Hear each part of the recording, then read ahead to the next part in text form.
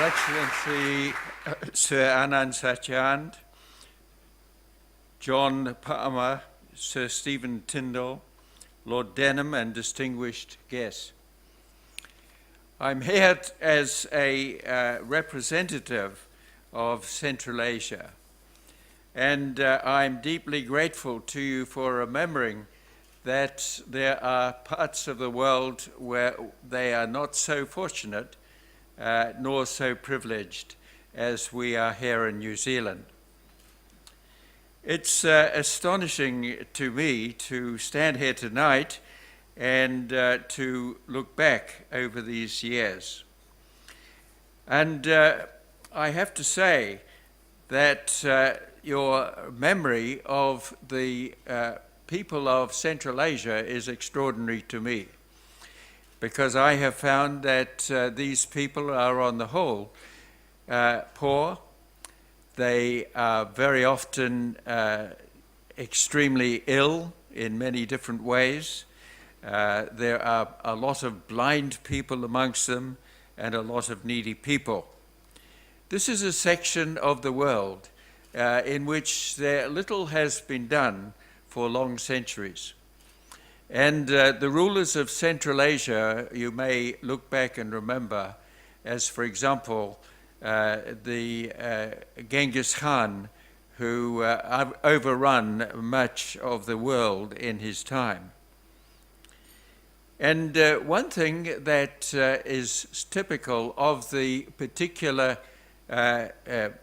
character of the people is that on the whole they lack mercy. And you might say, how on earth did I get into this part of the world?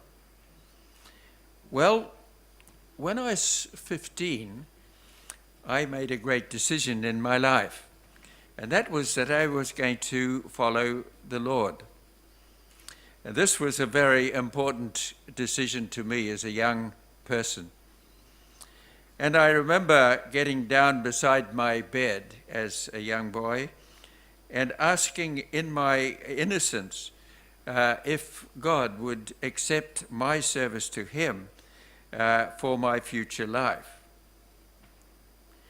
And I actually said to him, I said, as I prayed, that he would take me to a part of the world where there was need, where people were poor, and where they did not understand the life that they were living.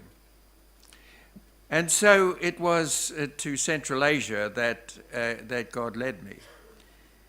Now, this didn't stop my love for New Zealand, and still hasn't. And I still love this country and the people, and everything that you have said tonight has just thrilled me to hear of the progress that so many of us have made. I attended the Auckland Grammar this morning to celebrate an award that they gave me, and I was amazed to see the rowing crew that had won the cup, and to see the actual ships that the rowing boats that they were rowing. And I really am thankful to see the progress that New Zealand has made over these years. But I have been linked most of this time with Central Asia.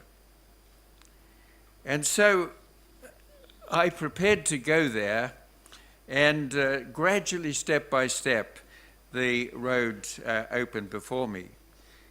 And in 1953, I went out with a friend of mine, Colin Blair, from New Zealand to this country. And we stepped off the ship in Karachi, because in those days, where could a young fellow who had no training and not many gifts go to in Central Asia? And the answer was he could go in those days to Pakistan. I got into the study of Urdu, which is a wonderful language spoken in the north of India and in Pakistan. And by about 6 to 8 months, we could speak it. By that time, we had gone by motorcycle. We had an old Sunbeam motorcycle, and we went touring in the north of Pakistan, up into the parts of Central Asia, which we came to love. And it was there, as I thought about it, that I thought the best way to approach these people is through medical work. I remember that what prompted me was that we went up to a place called Balakot, where there was an enormous earthquake a few years ago. And as we went there, I noticed that there was quite a large leprosy hospital that was not been staffed. The British had had to leave it some years previously, and the Pakistani government had not been able at that point to find staff. And so I thought, here are these people, and they need help. As I went out of the door, I bumped into an Afghan who was waiting to catch me, and he said, "Dr. Sahib." I was neither a doctor nor a Sahib, but anyway, this is how he addressed me. And he said, "Could you please help me? My horse has broken his leg," and he had this poor horse alongside, and the poor man himself had broken his leg and had nobody to straighten it. And so his leg was sort of like the back leg of a dog. And so I said to him, "Look," I said, "I can't help you, but I said I'm going to study how to become a help to you." And so I felt I should go to London to study medicine. And that was the start of another life for me. I'd never studied physics. I'd never studied mathematics. I'd always been too busy with other things when I was at Auckland Grammar. But I had to get down to hard work, and I wrote to my dad and said, he was a chemist here in Karangahape Road, and I wrote to him and said, "Dear Dad, you know, I'd like to study medicine, and I don't know how I'm going to do it." He immediately wrote back to me and said, "Well, I will back you," and he did. And so I got into medical school in London, and I was staying in a hostel at the time, and here this beautiful lady from Germany came to study English and to study nursing, and that was my future wife, Monica. And I'm glad to say that she is here tonight and that we have worked together.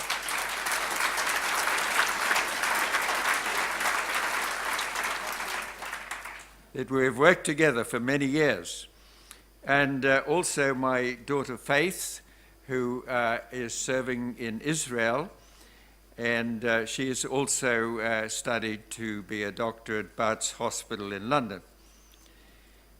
So the only life for me, really, is to be in Central Asia. And that love in my heart was born through the contact with those people. They are, of course, a fierce people. And if you get fighting with them or they start to get after you, you want to run. Because they have been firing guns since they were 4 years of age, most of them. And we poor people here have hardly seen a gun. But anyway, they will be a fierce enemy. But on the other side, they're wonderful friends. And it's amazing the friendships that you can build up.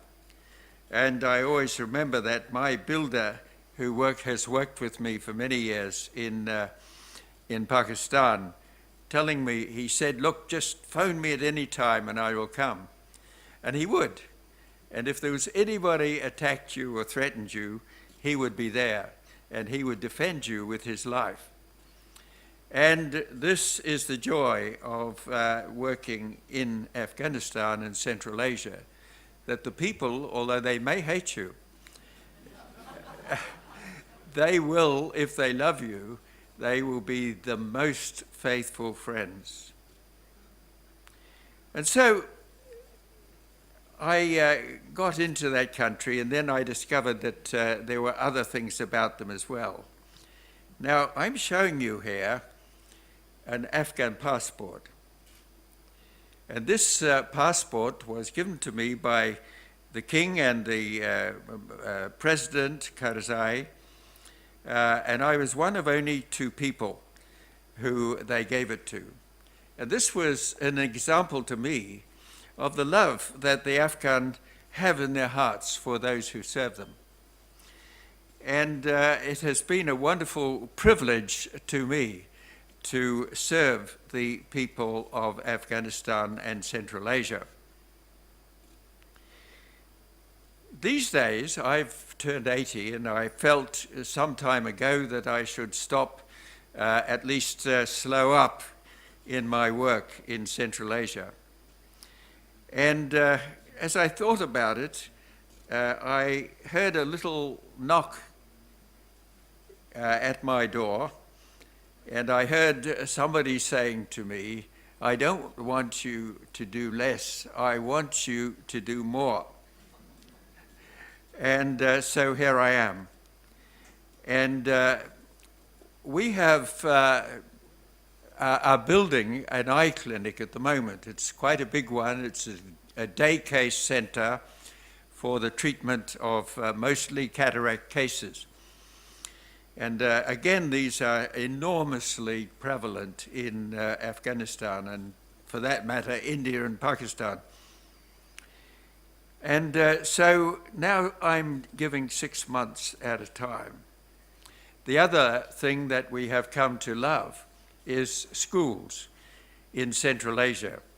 And we're building one in Kabul, which will be for about 400 children. I don't know how many cataracts I've done, but I did come across a quotation in a book from Germany from the Christoffel group, and they said that now we have done 6 million cataracts since our start 40 years ago, and we want to say it was Dr. Howard Harper in Afghanistan that did the very first one. And so I'm proud to be associated with a huge amount of help to people who are blind and who need help.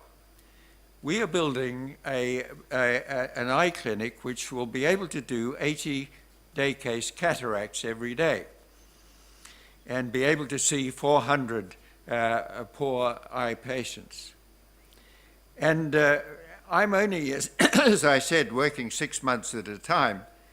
And so we are planning to finish that clinic by Christmas. We're also planning to build the first 2 floors of our first school. And this is something that we are carrying on with. And this is something that I will carry on with until my brain gives out or else I die. At 6 month periods, we'll sit back and review what it is that we should be doing next. We hope that you will join us in this work, which is a very important one to us. Thank you.